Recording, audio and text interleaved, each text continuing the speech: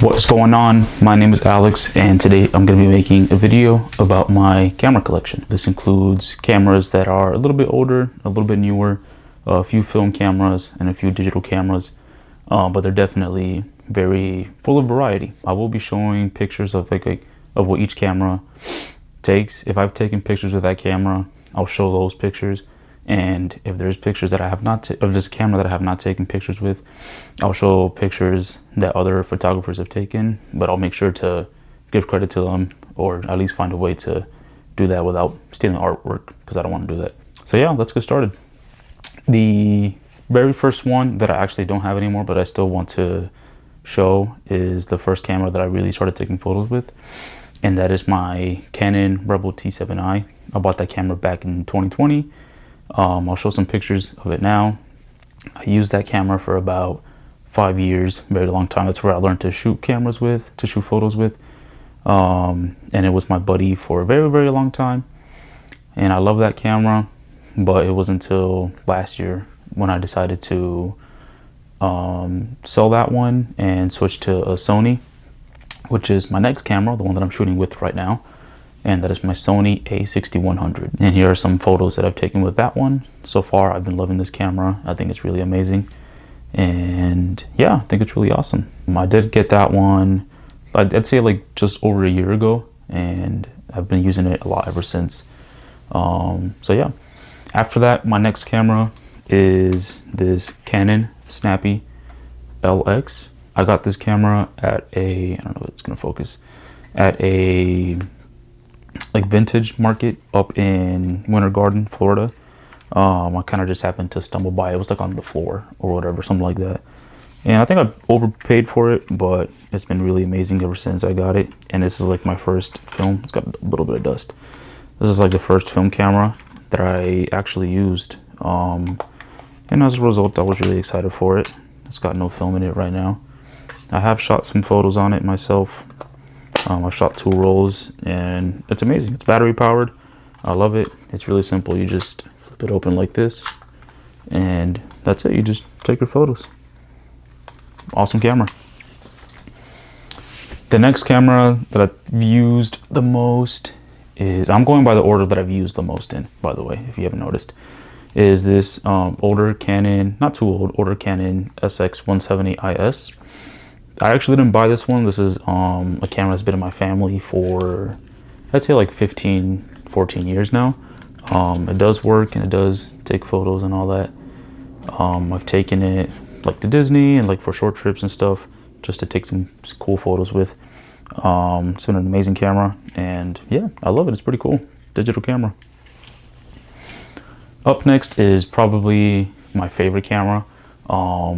I actually stumbled upon this one at a Goodwill, and it was like 5 months ago.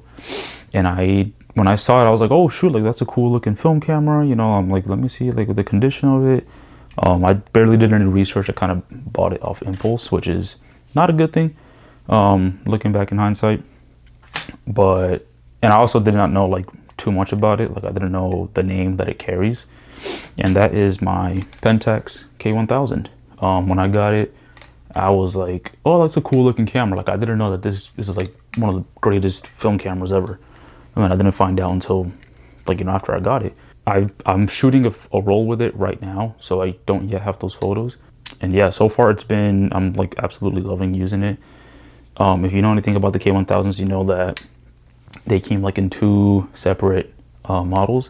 The ones that were made in either Japan or Hong Kong, and the ones that were made in China. The ones that were made in Japan or Hong Kong, they were made with metal, I don't know if y'all can hear that. They were made with metal components. The ones that were made in China were made, I think, with plastic. There's a video about that I watched. I'll link it. And it's like, it goes into detail. But anyway, the one that you want is the one that's made either in Hong Kong or Japan, because it has much higher quality materials.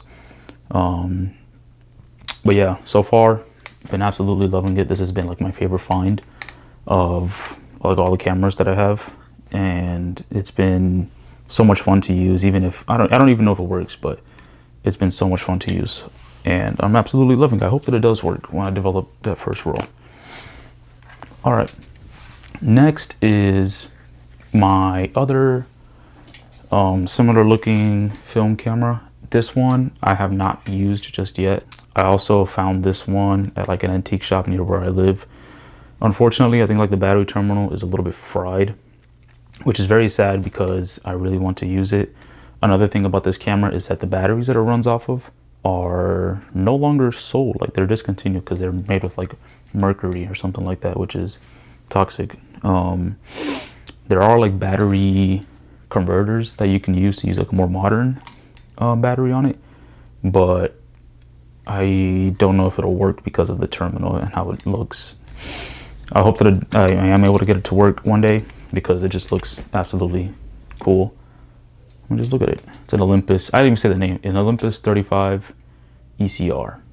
Super cool camera. Looks amazing.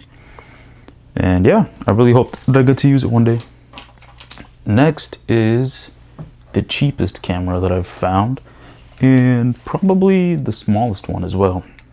And that is this Kodak. This is probably my most unique Kodak Star. So this is a really like tiny, it's like the size of a TV remote. It's a really small camera where you open it up like this. It's really cool. You load the film, I think, in here, and the viewfinder, you look through here and you shoot like that, which is, I don't know, it's really unique, really cool. I'll show the film compartment. I might have to shoot some B-roll. I don't even know like what kind of film this would use. Like it's such a small, I don't know if it'll focus. It's such a small canister or area.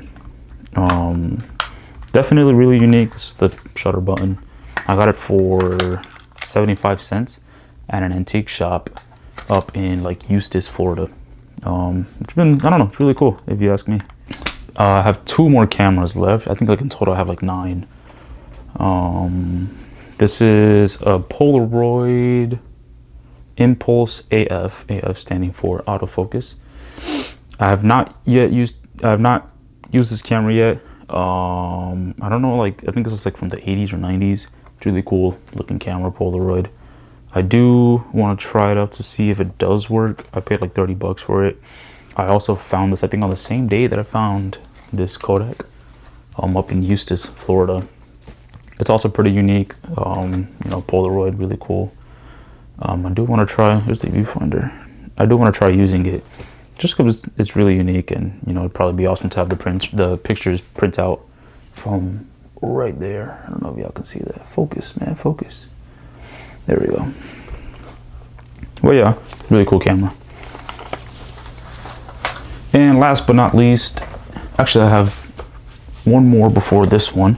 I also have this old Samsung SL201 that's been in the family for a long time. Unfortunately, it powers on, but it does not function properly, as you can hear.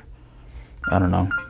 It probably doesn't work. I'd really like to get it to work, just because it's such a cool, tiny camera. I think this is smaller than the Kodak, actually, so this is my smallest. And then last but not least is definitely my most unique camera.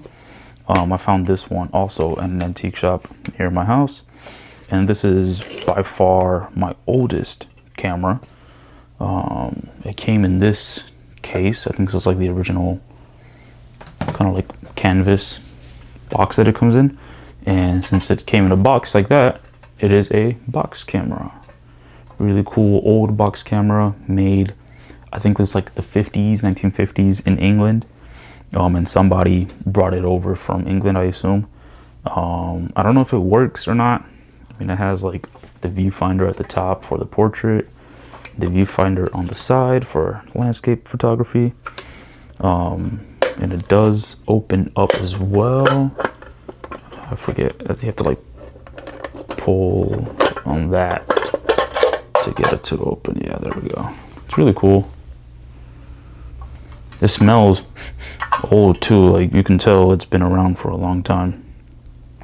So yeah, this is the Coronet Ambassador, I guess. It's really cool old camera. So yeah, it's I bought this one because I was like, oh, that looks cool. Honestly, I didn't intend to take photos with it, but you never know what could happen. Maybe I'll find a way to get it to work and, you know, make it happen. Make it do a shoot with this one or something. I think this is like 120mm film. So yeah, so there you have it. Those are all the cameras that I have in my collection. It's a pretty small collection compared to like some other people's.